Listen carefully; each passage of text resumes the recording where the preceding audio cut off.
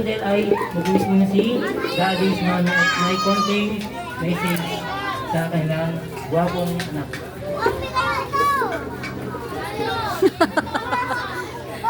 Iiyak na yun! Iiyak na yun! Iiyak! Wish namin sa'yo, mag-aral ka na mabuti, may good health mo, at saka magbago ka na. Next po si Daddy. Lalo din ang sinabi ng mama mo. Nakikita mo naman, nag-aaral ka ng mama. Pagpatuloy mo naman. Okay. Makikita ko bilang ng tatlo. 1,